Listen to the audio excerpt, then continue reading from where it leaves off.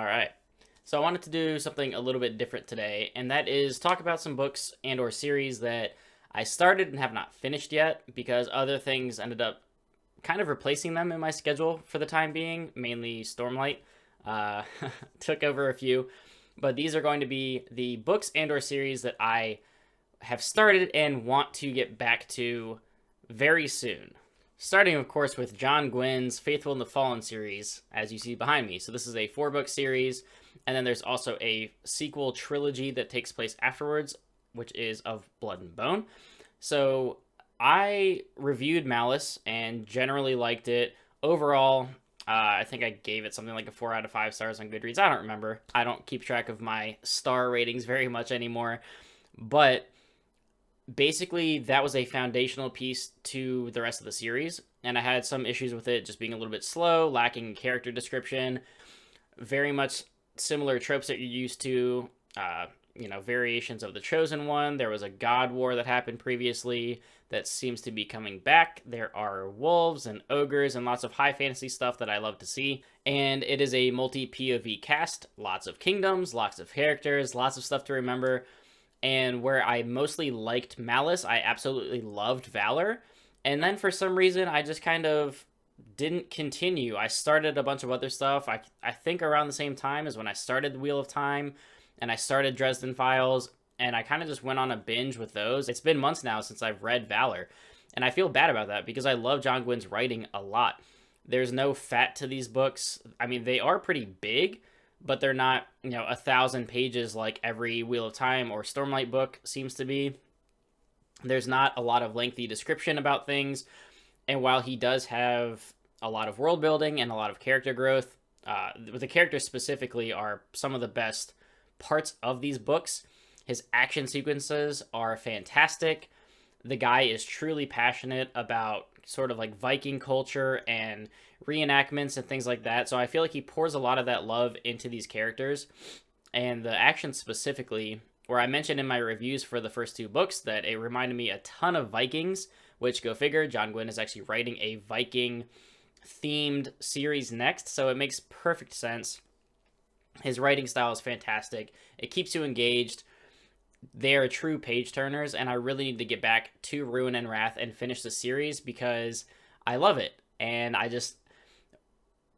kind of got distracted with a few other series right now, which I need to try to be better about finishing some things. I mean, it's a shorter series. I shouldn't have had really an issue finishing 4 books and then taking on a 14-book series like Wheel of Time, but here we are. The next one I'll hold up for a second because it's a little mass market with the stupid American cover of Fitz on the cover, but Assassin's Apprentice by Robin Hobb. Otherwise, book 1 of the Farseer trilogy.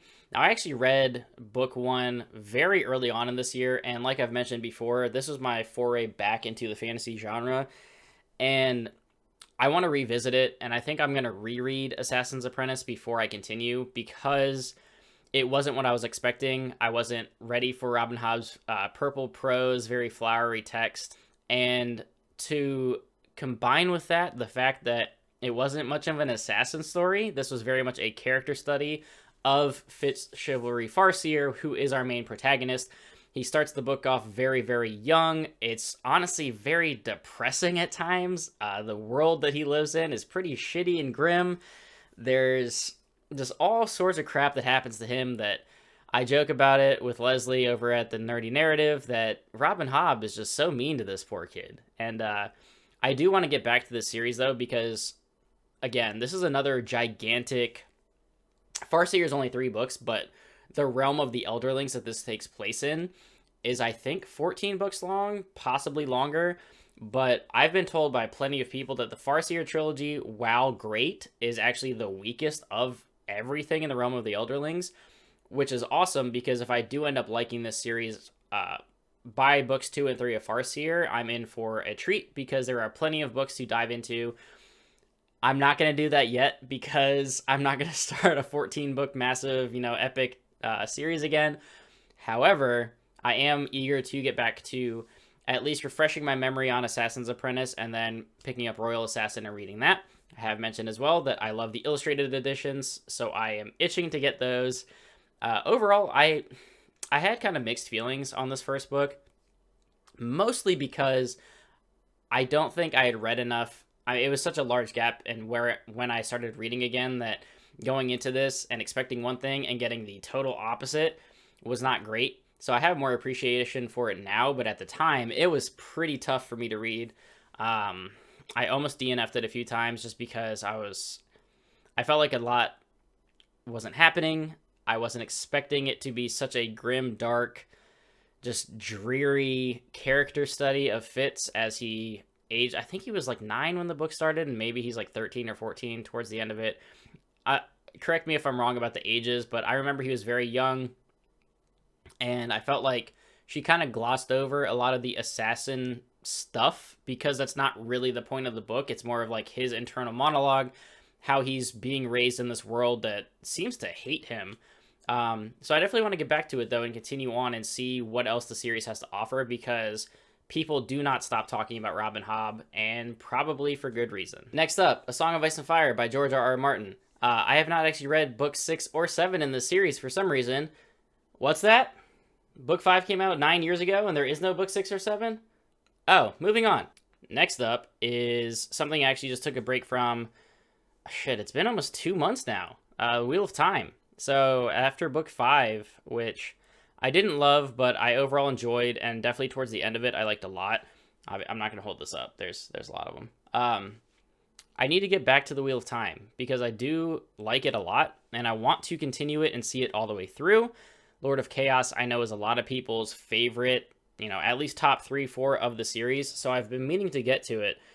And then again, in my dumb brain was like, hey, you should catch up to Rhythm of War. So I just ended up reading more Sanderson. So I am finishing up Words of Radiance. I fit in Warbreaker. And then I'll be reading Oathbringer and Edge Dancer next month in preparation for Rhythm of War. Once again, putting off Wheel of Time. So the earliest I will likely get back to the Wheel of Time is probably November at the earliest, if not December. And then finally is the Witcher series by Andrzej Sapkowski. I did review The Last Wish on the channel. I did enjoy that quite a bit, but again, that was short stories. It's kind of world building and just getting you introduced to this main story. So once again, I don't actually know what the main story is. My entire background of The Witcher is the video games, and then reading this and watching the Netflix series. This helped make more sense. But I know most people seem to really love this series. Obviously, there are its flaws. I've seen some pretty negative stuff about it too. But I don't really know what to expect from the main series. And obviously, I need to pick up Sword of Destiny. I think that's the other short story collection. And then get into Blood of Elves, which is book 1.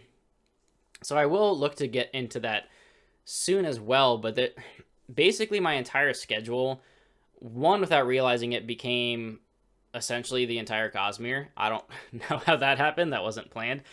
But then starting Stormlight, being convinced to read Warbreaker before Words of Radiance, which I did. Words of Radiance almost being finished, and then having to fit in Edge Dancer, which will only be like a 2-day read. And then Oathbringer in anticipation for Rhythm of War.